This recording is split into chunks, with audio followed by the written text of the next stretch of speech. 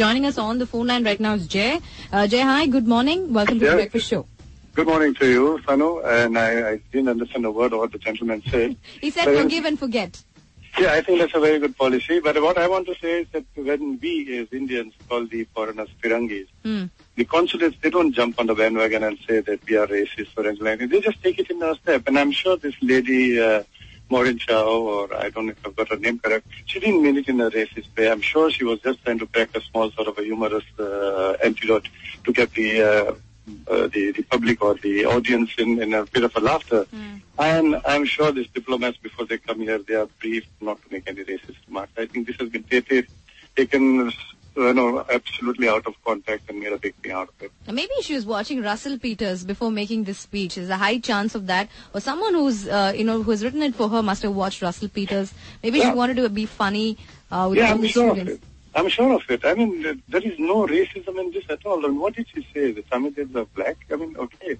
I mean, she said dirty and black in the same breath, Mr. J. Yeah, dirty and black. Dirty because she was traveling for 72 hours, without a bath or without washing, or, how it is when you travel in a train in our country. Right. So, I'm sure of it. It has been taken out of context. Okay, you've been very, very generous. With Maureen, so you will forgive her if you were the student at SR. Yes, why can't you say I became dirty like a pig? Why can't you say? Why should you say I'm dirty like an Tamilian? Listen, I'm sorry, sir. This is my opinion. Absolutely, sir. This is my opinion. I'm not saying that she should have said this or she should have said that. I'm just saying that she didn't mean it the way it has been taken. Okay, that is not my opinion. Okay, you're being generous, giving her the benefit of the doubt. Thank you so much, Jay. You are entitled to your opinion. This is a democratic country. Thank you so much. And I don't like we calling the Europeans Firangis. But we still go ahead. On your show, it has been said, when you people were... But that's not a derogatory term, by the way. Firangi is not a derogatory term. It's not derogatory. It only means foreigner. Yeah. No, I don't think so. I don't think so. No, it comes from the basic Hindi word. It means foreigner. Yeah, okay. That's your opinion. That's not. It's not opinion, it's a fact. Okay, thank you so much, Mr. J. Thank you for calling in. Thank you. Right. Okay, and now that we've made people understand what Firangi actually is, but I've got you in, Dr. Ganesh. You're a pediatrician by qualification, rationalist. You've been there. You've been with the students. You've been a part of the movement. What do you think? No, as is boiled down to English language, the famous example. You can always say, man without a woman is nothing. Just introduce a comma somewhere in between. Because man without a woman is nothing. Right. That kind of thing. So you never know what context we're saying. But certainly the thing that I would like to point out is that it elicited a lot of laughter and applause from a section of our own society. Right. So that is something we looked into. Okay. And more than anything else, my idea is to use this incident to turn it around on the widespread discrimination against dark people in our culture. Okay. See, when they say dark as a descriptive term, I have nothing against it. You don't feel bad if I on a descriptive term, I am dark. I know that. So it's okay if I call you a black person. As a matter of fact, yes, no problem. Yeah, black is beautiful. If you don't agree, you can beep off. Okay, which brings me to my point, which I've been when it's used as a derogatory term, that's when the problem arises. Okay. Basically, I want to raise 4 points here. Right. Dark is not an insult, but unfortunately, we have been seeing people treat it as it is. Okay. However, associating dirty with dark, that is a problem. Okay.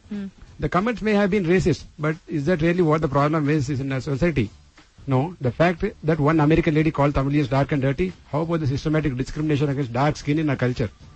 Okay, that brings me to a point, seriously, for all these people who condemn Maureen Chow, don't we convey almost the same thing in all the fairness creams ad? No, I was coming to that point. Yes. If you can just let me finish this. Yes. Just 2 more points, just a small Okay, I feel like I'm in a history class. 2 more points. Go on, Ganesh. Yeah.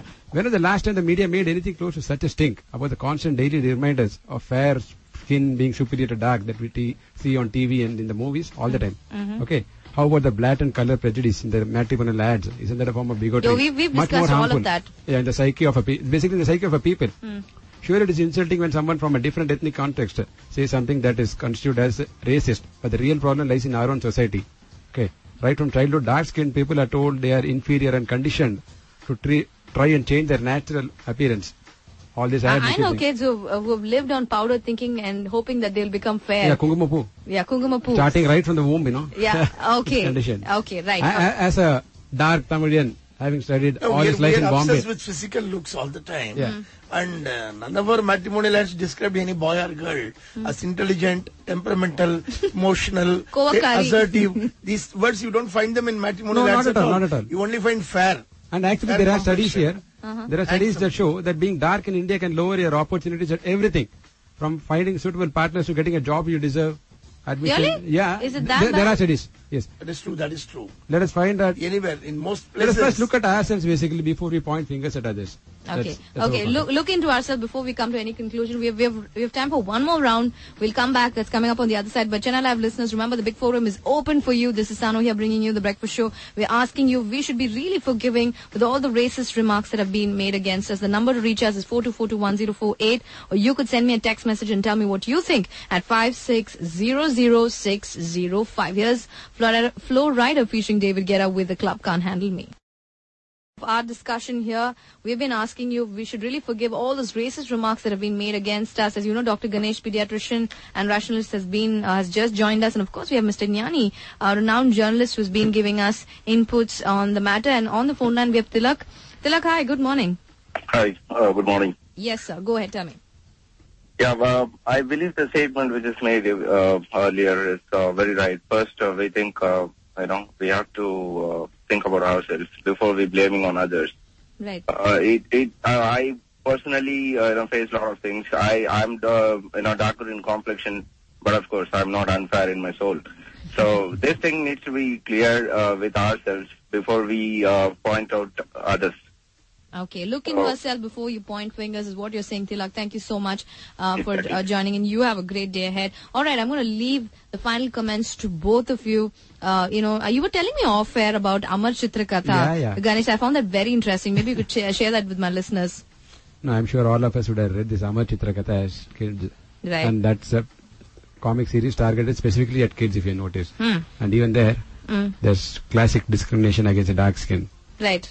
If you have seen all the gods and the noble persons that they're all good looking and handsome with a six-pack. Yeah, everything. No, I'm not too sure with the six-pack. You can talk about Ganesh, I think. But fair complexion is bottom line there. And whenever you talk about any demon or evil people, it's always shown as if they are dark skin. That's really unfair. By the way, Chetan Bhagat, Mr. Gnani says that all I find Tamilians hot is what he said after Maureen Shaw's statement. That's what he had to say. But Gnani sir, I think he married a Tamil. Yeah, he did. He married a girl from Chennai. Yeah. We're glad that he made that statement. But talk to us about what you have seen, in literature and movies. Why do you think? In all of our movies, you have to look at it. The fair complexion is such an obsession. Right. Except for an exception like Rajini, all our heroes are chocolate heroes. Chocolate is brown actually. Right. Yeah. No, we are all brown. Once you go step out of India. Yeah. And so they're all ice creams. And as Ganesh already said, most heroines, they can't qualify if they're dark skinned. They'll only be put into vamp roles. Or for comic roles. Comic roles. And even so-called films like Magalir Mattum, which was supposed to be feminist. Right. In that film, you show a person who is dark as an evil woman in that film. And who is the secretary of Nazar there. You'll see she's a dark woman and she's shown as an evil woman. And this is a kind of bias even in a so-called feminist film. So Revati is by no means fair. Revati is at least on screen they are supposed to made up as fair. No? Okay, right. So what I also want to tell you is, I'm sure you must have seen this Manada, Mailada, all these reality shows. I met one of the guys. This was told to me off air, of course. They said the people who win, if you notice by default, will all be fair. They would expect. That's what I pointed out. Yeah, it's not a default. It is by choice. It's actually planned. As I said during my previous statement. And this is what is called, what Chomsky would say, manufacturing consent. So it is manufacturing consent for fair complexion. Right. This discrimination, even unnoticed by a lot of people, subconsciously maybe, against a dark skin. They find less opportunities no matter what they do. Two equally qualified people, one dark skin, one fair skin. I don't need to say which person is going to be. No, I am sure that the dark skinned people may not even get a house for tenancy. Really? You go look for a house, you go, a fair-skinned person comes and asks, and a dark-skinned person comes, the choice would be first for the fair-skinned person. Are you serious? That is the kind of obsession we Thank have God the people in in the our US society. didn't think about dark skin when they voted for the most important job in this world. See, in many places I have found, Muslims find it very difficult to get houses. Really? In Chennai, Yes, in yes. Chennai. Particularly in Chennai. Muslims and Dalits, they always find it difficult. Muslims and Dalits who are fair-skinned often get through this. But Muslims and Dalits who are dark-skinned find it much more difficult. Okay, Exactly. I know there's a lot of caste when it comes to giving away houses. Yes. I know there are areas that are There's meant a lot of only for ghettoization vegetarians. going on.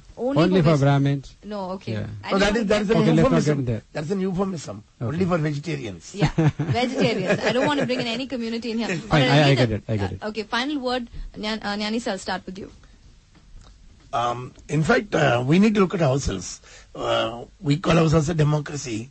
We could not hold elections for more than a decade Right. in Papapati and Kiripati because those elected were Dalits.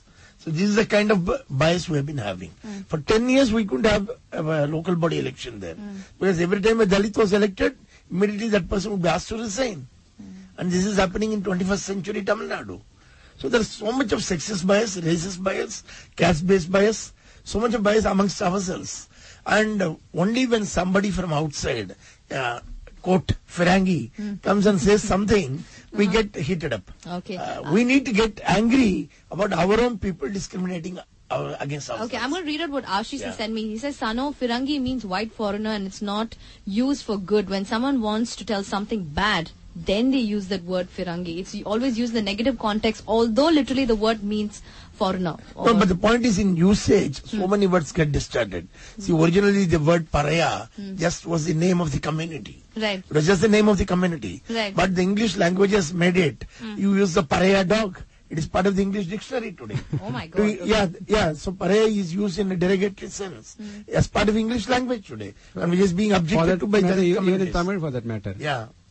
Natram is just a smell. Yeah. Durunatram is the... Durunatram is, Yeah. but you So know some what words get distorted over a usage. Okay, so you're saying look into yourself first before you get upset. Definitely. Before you get up. But when if I you call point you out black, one finger, all other fingers are pointing at you. yourself. Right, so if someone calls you a black person, you will not get offended. I have no problem. You have no issues. I have no problem. Okay, But fine. as No. Ganesh said, if it's it a is descriptive term, yes. descriptive, no problem. Derogatory. If it's derogatory, I'll fight it Okay, out. we are happy with our skin color. We are very Black is honest. beautiful. If you don't agree, you can. No, I'm not I would saying say that. black is also beautiful. Absolutely. All colors are Oh, yeah. beautiful. Right. Yes. Fair enough. Tell me, sir. Ganesh, final word to you as well, quickly. As I said, it's all there in the attitude. Mhm. Attitude not just of the victims, but even of the so-called people who indulge in these racist remarks. Right.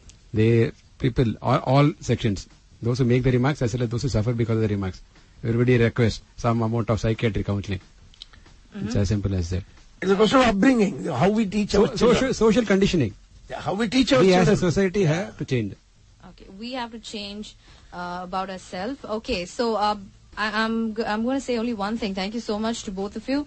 And but here's one thing that I want to make very clear here in this discussion. You know, just because we've had an apology, whatever we've had, does not mean we're going to tolerate. Isn't that right? We will No, not on accept that, it. I would like to say, we'll forgive, but let us not forget. Okay, we'll These forgive. things should not happen. Exactly. Okay. Agree. we will forgive, but let's not forget. But also let's Let's use this as an opportunity to Look kind at of ourselves. change the attitude in the society at large. Okay, use this as an opportunity to look at our very own society and make the necessary changes. Thank you, Nyani. Thank you, Dr. Ganesh. It was very enlightening talking both of you. Thank you very, very much. Thank you. Yeah, thank you.